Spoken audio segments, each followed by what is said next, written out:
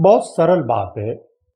जीवन का अगर आपका लक्ष्य मुक्ति प्राप्त करना है, आपके जीवन की प्रबलता और प्रबल इच्छा, आकांक्षा और उद्देश्य मुक्ति तक ही जाने का है, तो फिर आपके जीवन में दो चीजें बहुत महत्वपूर्ण हो जाती हैं। इन दो चीजों के बगैर आप इस लक्ष्य को प्राप्त नहीं कर सकते हैं, संभव ही नहीं है। ये दो कौन सी चीजें हैं? ये दो चीजें हैं, सत्संग और दूसरा भक्ति। भक्ति से पहले हमें सत्संग सुनाया जाता है या सुनते हैं। भक्ति से पहले हम सत्संग का श्रवण करते हैं, उसे धारण करते हैं, ये जानने का प्रयास करते हैं कि भक्ति कैसे करनी है जिसके द्वारा हमें मुक्ति मिलेगी। सत्संग के द्वारा सत मार्ग का पता चलता है, मुक्ति का रहस्य का पता चलता है। इस संसार के चराचर जगत के पर्दे के पीछे की जो सच्चाई है उसका स्पष्टीकरण होता है। ये ज्ञान हमें प्राप्त हो जाता है, हमें अपना जीवन कैसे जीना है और मुक्ति प्राप्त करने के लिए हमें कौन सा प्रयास किस तरह से करना है। अगर इसे छोटे शब्दों में कहा जाए तो सत्संग के द्वारा हमें युक्ति मिलती है, उस युक्ति के द्वारा हम भक्ति करते हैं। जब हम इस युक्ति के द्वारा भक्ति करते हैं तो मुक्ति की लक्ष्य को प्राप्त कर जाते हैं। दूसरा, इनकी रेगुलरिटी यानी लगातार उपस्थिति होना आवश्यक है। सत्संग भी डेली होना चाहिए, अधिक से अधिक होना चाहिए। भक्ति भी डेली होना चाहिए, अधिक से अधिक होना चाहिए। जब हम अपने जीवन के अन्य कार्यों से ज्यादा इसे महत्वपूर्ण बना लेते हैं तो इस पर हम भक्ति सही तरीके से कर पाते हैं, इस मार्ग पर अच्छे से चल पाते हैं। जो सत्संग करता है वो केवल भक्ति करने के लिए अगर सत्संग करता है तो उसके जीवन के सारे भ्रम दूर होते हैं और उसकी भक्ति बहुत अच्छे तरीके से स्वस्थ दिशा में और सही दिशा में चलती है। लेकिन यहां प्रश्न ये उठ जाता है कि सत्संग कहां से प्राप्त होगा, क्योंकि सत्संग सुनाने वाला भी चाहिए। अब सत्संग सुनाने वाला कैसा होना चाहिए, यह बहुत बड़ा सवाल है।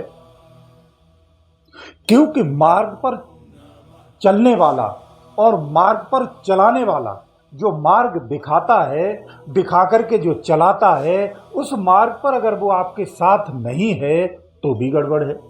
तो हमें ऐसा सत्संगी चाहिए जो हमारे मार्ग में हमारे साथ हो,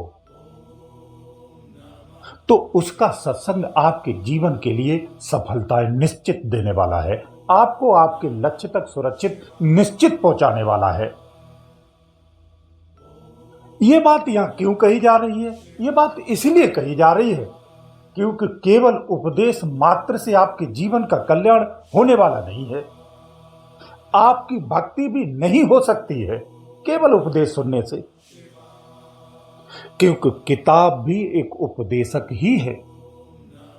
वो आपके मार्ग पर सहयोग नहीं कर सकती है, तो केवल बताना पूरता नहीं है। इसलिए सत्संग ऐसी जगह होना चाहिए, ऐसे लोगों के द्वारा होना चाहिए कि जिस मार्ग को वो बता रहा है उस मार्ग पर उसे जानकारी होनी चाहिए, उस मार्ग पर वो चला हुआ होना चाहिए। तो उसके बताए रास्ते पर आप चलेंगे तो निश्चित आपकी भक्ति सही है और लक्ष्य प्राप्त होने की 100% गारंटी होती है। अब बात आती है भक्ति की। तो सत्संग और भक्ति दोनों एक दूसरे के पूरक हैं। जो सत्संग में पूर्ण हो जाता है वो फिर भक्ति करता है और उसकी भक्ति निश्चित रूप से सफल भी होती है। वही सच्चा साधक भी है जो सत्संग के सहारे अपनी भक्ति को आगे बढ़ाता है। और किसके द्वारा? जो अनुभवी है, जिस मार्ग पर चला हुआ है उसके द्वारा बताई हुई बातों पर उसकी संगत करके जो आगे चलता है उसकी भक्ति सफल होती है। तो यहां समझने वाली बात यह है कि मुक्ति आपके जीवन का लक्ष्य बन गया है या आपने बना लिया है, दृढ़ संकल्प कर लिया है, संसार के समस्त जीवनचर्या से इसे महत्वपूर्ण बना लिया है, तो अब आपके लिए सत्संग बहुत महत्वपूर्ण हो गया है।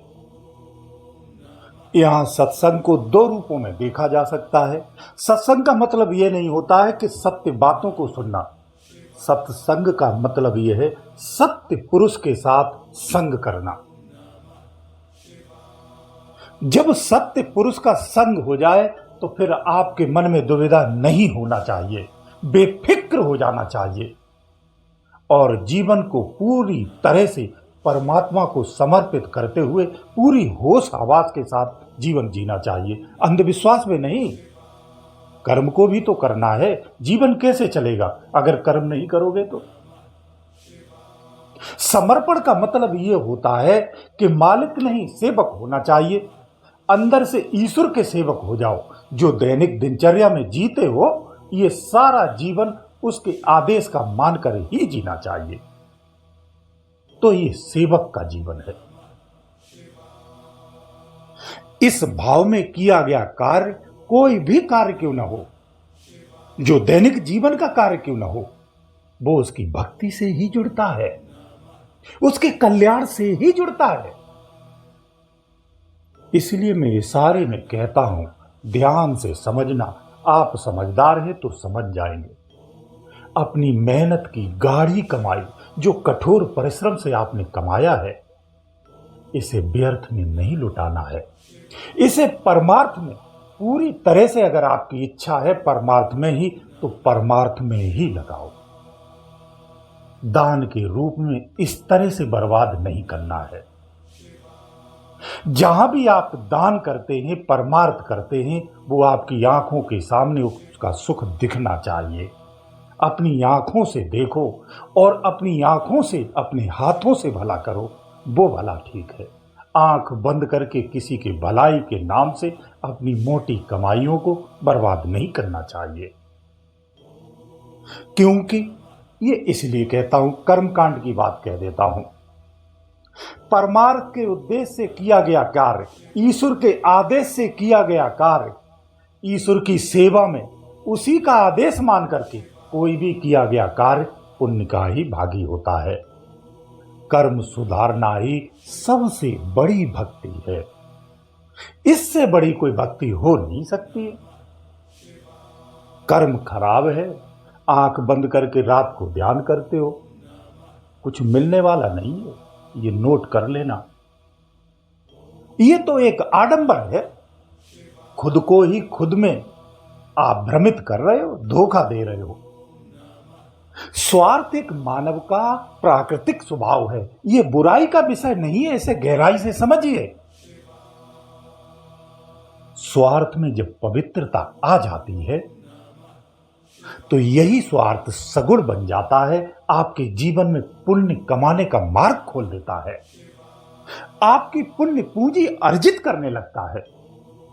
इसलिए हमेशा याद रखो, जहां पवित्रता है वहां विश्वास जैसे शब्द का प्रयोग नहीं होता है। वहां विश्वास ना ही करने की आवश्यकता होती है और ना ही विश्वास दिखाने की आवश्यकता होती है। इसे ज्ञान की भाषा में समझिए, लेकिन बाहरी रूप से ही समझिए। इसीलिए परमात्मा विश्वास से नहीं मिलता है। परमात्मा विश्वास से नहीं मिलता कि मैंने विश्वास कर लिया परमात्मा है और मुझे मिल जाएगा। परमात्मा भक्ति से मिलता है, और भक्ति क्या है? समर्पण है। जो आप जीवन जी रहे हो, ये ईश्वर का मान के जीना सीखो, यही समर्पण है। यहां जो कुछ भी है वो सब ईश्वर का है, तुम्हारा कुछ नहीं है। इसे मान करके चलिए, ये समर्पण भक्ति है, ये समर्पण जीवन है। ये सारा संसार और संसार के सारे वैभव मेरा शरीर और मैं स्वयं परमात्मा का हूं, उसी का सब है। ये समर्पण भक्ति है, यही समर्पण कर्म है। इस भाव में किया गया प्रत्येक कार्य आपका परमार्थ है, पुण्य है, भक्ति है।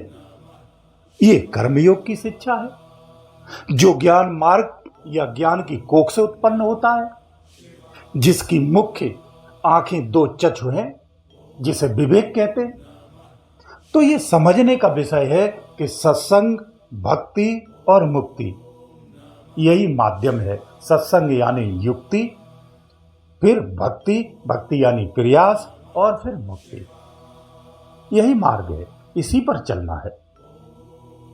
सत्संग के द्वारा खुद को तैयार और सक्षम करना, भक्ति यानी प्रयास के द्वारा मुक्ति को प्राप्त करना।